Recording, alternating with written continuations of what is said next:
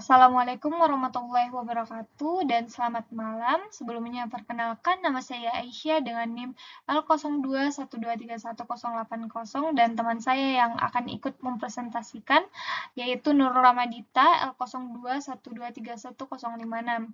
Nah, pada video ini kami akan membahas salah satu jurnal internasional yang berjudul Genetic and Bioecological Characteristics of Reception Lizardfish Saurida receptionus from the northeastern Mediterranean Sea. Nah, untuk sumber jurnal yang kami dapatkan itu diterbitkan oleh Thaddeus Environmental Science yang disusun oleh beberapa orang, salah satunya itu ada Ali Uyan, Semal Turan, dan beberapa orang lainnya. Nah, jurnal ini itu kami dapat itu di salah satu website yaitu ResearchGate. Nah, pertama-tama saya akan membahas untuk pendahuluannya. Nah, Reception lizardfish atau Saurida receptionus merupakan spesies ikan yang bermigrasi dari Laut Merah ke Laut Mediterania melalui terusan Suez. Spesies ini itu awalnya salah diidentifikasi sebagai Saurida undosquamis dan Saurida macrolepis sebelum dikonfirmasi sebagai spesies tersendiri pada tahun 2015. Dalam beberapa dekade terakhir, Saurida receptionus telah menyebar luas di Mediterania Timur, dari Libya hingga Laut Egea Selatan, menjadikannya salah satu spesies kolonisasi tersukses di cekungan Liban.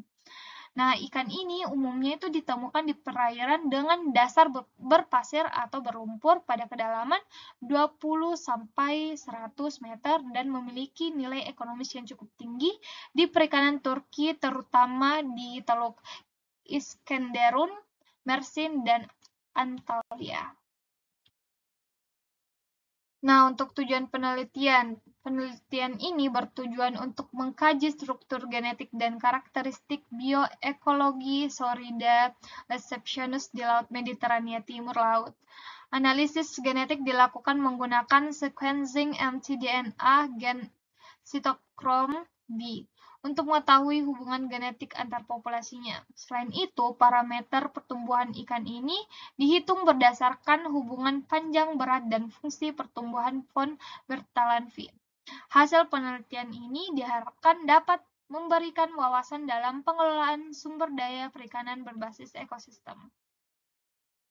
Nah, penelitian ini dilakukan dengan mengumpulkan spesimen Saurida receptionus dari 3 lokasi. Nah, ini adalah gambar peta lokasi pengambilan sampelnya. Yang pertama itu ada Teluk Iskenderun, yang ini, dan kedua itu lokasinya ada di Teluk Mersin, yang ini, dan yang ketiga ada di Teluk Antalya, ini. Nah, pengambilan sampel ini tuh dilakukan antara tahun 2017 hingga 2019 menggunakan kapal Pukat Niaga. Dari pengambilan sampel ini, sebanyak 20 spesimen dari masing-masing lokasi dianalisis untuk studi genetika populasi. Sampel yang dikumpulkan disimpan dalam kondisi dingin dan dibukukan pada suhu minus 21 derajat Celcius sebelum dilakukan ekstraksi DNA. Selain itu, total 1037 spesimen terdiri dari 336 individu dari ISK atau Teluk Iskenderun dan 390 dari Teluk Mersin dan 311 lainnya itu dari Teluk Antalya digunakan untuk analisis hubungan panjang berat dan parameter pertumbuhan. Panjang total ikan diukur dengan ketelitian 0,1 cm, sedangkan berat diukur hingga 0,01 gram. Nah, kita masuk ke hasil dan pembahasan. Pada tabel ini menunjukkan distribusi dan frekuensi haplotype Citochrome B pada populasi Saurida receptionus dari Iskenderun, ini, dari Teluk Mersin, dan juga dari Antalya. Nah, haplotype 1 itu adalah haplotype haplotype paling umum yang ditemukan di semua populasi. Ini paling umum.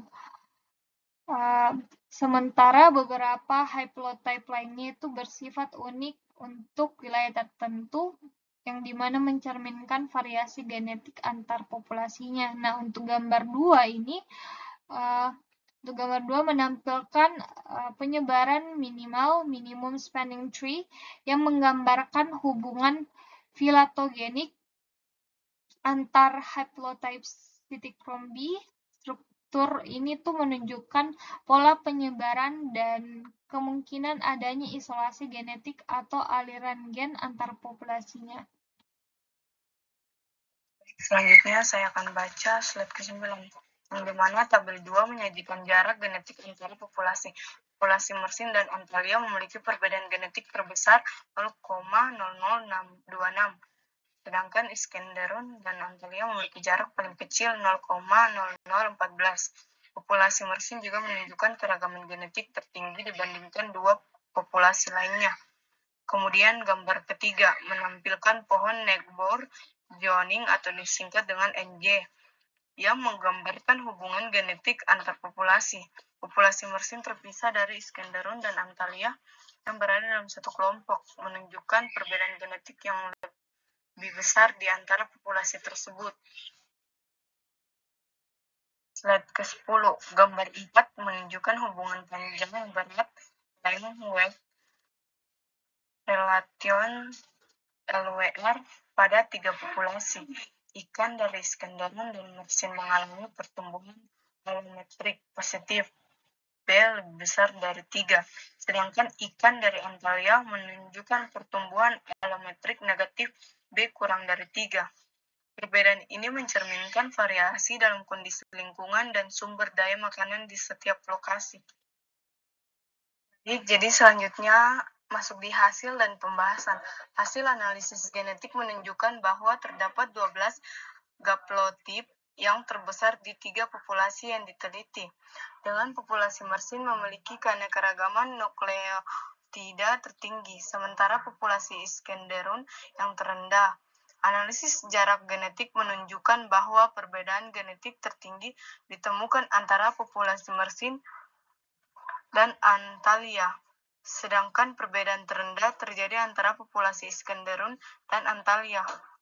Uji Tajimas menghasilkan nilai negatif yang mengindikasikan bahwa populasi ini memungkinkan mengalami ekspansi atau seleksi positif. Hal ini dapat dikaitkan dengan proses kolonisasi S. lesbosianus di Mediterania Timur Laut yang memungkinkan spesies ini berkembang dengan cepat dalam lingkungan baru.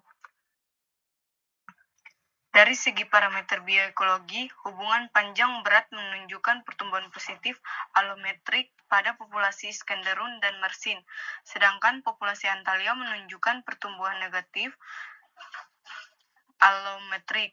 Variasi ini dapat disebabkan oleh perbedaan lingkungan, ketersediaan makanan, serta tekanan perikanan di masing-masing wilayah.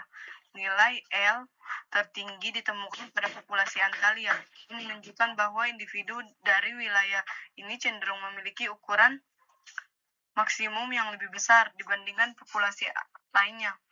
Secara keseluruhan, hasil penelitian ini menunjukkan adanya hubungan antara variasi genetik dan parameter pertumbuhan yang dapat digunakan sebagai dasar dalam pengelolaan perikanan berbasis ekosistem untuk spesies ini di Laut Mediterania.